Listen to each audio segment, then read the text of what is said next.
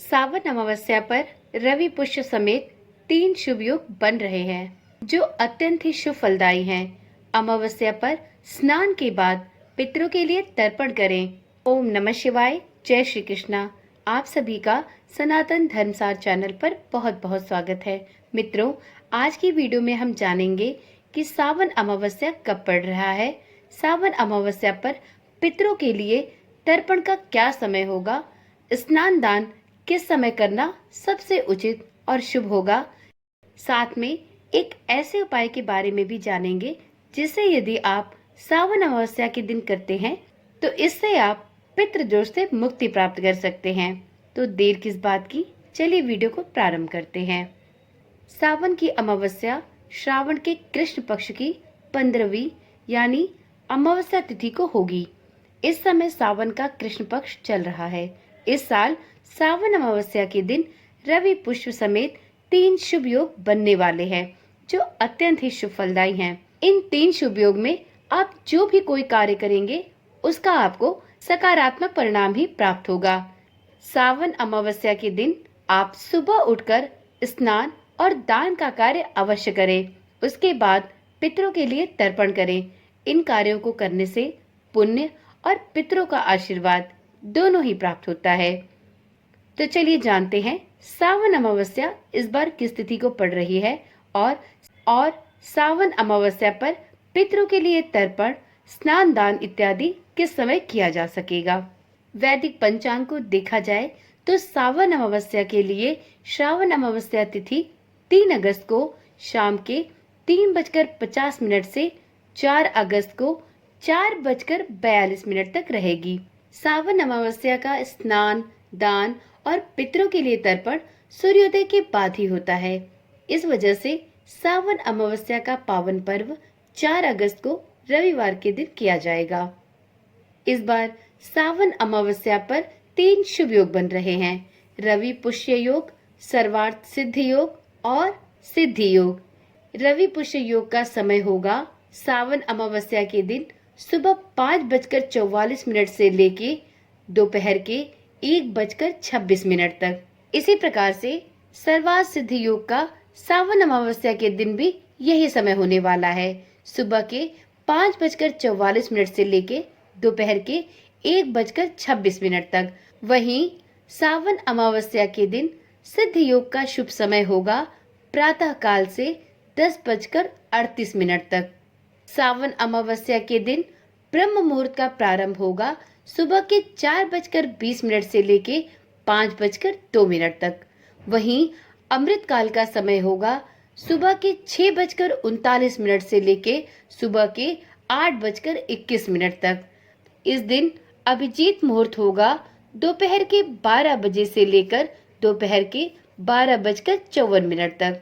इसी प्रकार से सावन अमावस्या के दिन विजय मुहूर्त होगा दोपहर के 2:41 से लेके दोपहर के 3:35 तक।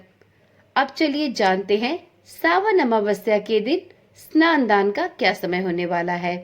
तो मित्रों, सावन अमावस्या के अवसर पर आप ब्रह्म मुहूर्त में स्नान करें तो बहुत ही उत्तम होगा। यदि ऐसा नहीं कर पाते हैं तो सूर्योदय के बाद रवि पुष्य योग और सर्वार्थ सिद्धि योग में भी आप स्नान कर सकते हैं। उसके बाद आप अपनी क्षमता के अनुसार किसी गरीब, किसी ब्राह्मण इत्यादि को वस्त्र, अन्न, फल, द्रव्य आदि अवश्य दान करें। अब जानते हैं सावन अमावस्या पर पितरों के लिए तर्पण करने का कौन सा शुभ समय होने वाला है। तो मित्रों, सावन अमावस्या के दिन आप जब स्नान कर ले तो उसके बाद स्वच्छ वस्त्र धारण करें। तत्पश्चात जल, काले तिल, सफेद फूल और कुशा से पितरों के लिए तर्पण अवश्य करें। कुशा के पोरों से दिया गया तर्पण पितरों को प्राप्त होता है। तर्पण के समय पवित्री अवश्य पहने। तर्पण से पितरों को जल प्राप्त होता है और वह प्रसन्न होते हैं, क्योंकि पितृलोक में जल की कमी होती है, ऐसी धार्मिक मान्यता है। इसलिए आपके तर्पण से आपके पितृ तृप्त होते हैं। इससे वह प्रसन्न होकर आपको और समस्त परिवार को उन्नति और प्रगति का आशीर्वाद देते हैं। इसलिए प्रत्येक अमावस्या पर पितरों के हेतु तर्पण अवश्य करना चाहिए। इस बार अमावस्या का महत्व सावन माह में पड़ने की वजह से और भी बढ़ जा रहा है, क्योंकि यह माह पूर्णतः भगवान शिव को समर्पित है। भगवान शिव के प्रिय मास सावन में भोग और मोक्ष की कामना से पूजा पाठ और विभिन्न प्रकार के उपाय किए जाते हैं। अमावस्या के दिन पितर धरती पर आते हैं, जिससे वे अपने वंश से तृप्त हो सके। यदि आप भी विधि विधान से अपने पितरों के लिए पूजा पाठ, दान, तर्पण इत्यादि करते हैं तो उनको मोक्ष की प्राप्ति हो सकती है। इसलिए सावन अमावस्या पर पितरों के निमित्त तर्पण अवश्य करें। आप सावन अमावस्या पर भगवान शिव से अपने पितरों की मुक्ति के लिए प्रार्थना भी अवश्य करें। प्रभु भोलेनाथ की पूजा अर्चना करने से और पितरों के निमित्त तर्पण करने से आपकी सभी मनोकामनाएं ईश्वर और पितरों के द्वारा अवश्य पूरी हो सकती हैं। तो चलिए अब वीडियो में आगे जानते हैं उस विशेष उपाय के बारे में जिसे आपको सावन अमावस्या के दिन जरूर करना चाहिए यदि आप पितृदोष से परेशान हैं तो। यदि आप सभी उपाय करके थक चुके हैं और आपको ऐसा लगता है कि सारे प्रयत्नों के बाद आपको आपके मन मुताबिक फल की प्राप्ति नहीं हो रही है, आप अपने व्यापार या कारोबार में सफलता नहीं प्राप्त कर पा रहे हैं, घर में नकारात्मकता का माहौल बनता ही जा रहा है, बच्चे भी अपने कार्य क्षेत्र में आशातीत सफलता नहीं प्राप्त कर पा रहे हैं, तो हो सकता है इन सभी परेशानियों का कारण पितृदोष हो और आप पितृदोष की समस्या से पीड़ित हो। तो क्यों ना इस सावन अमावस्या पर आप इस उपाय को कर कर देखें। हो सकता है कि आपकी पितृदोष की समस्या इस उपाय को करने से समाप्त हो जाए। तो चलिए जानते हैं यह उपाय कैसे करना है।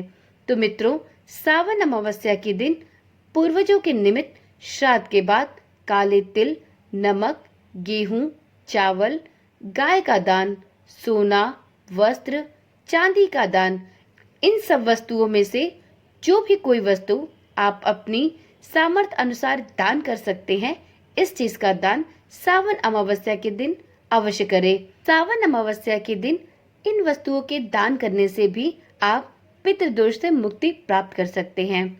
सावन अमावस्या के दिन किसी सार्वजनिक स्थल पर पीपल का पौधा अवश्य लगाएं और उसकी सेवा भी अवश्य करें। रोजाना श्रीमद् भागवत गीता के 7वें अध्याय का पाठ भी अवश्य प्रारंभ कर दें।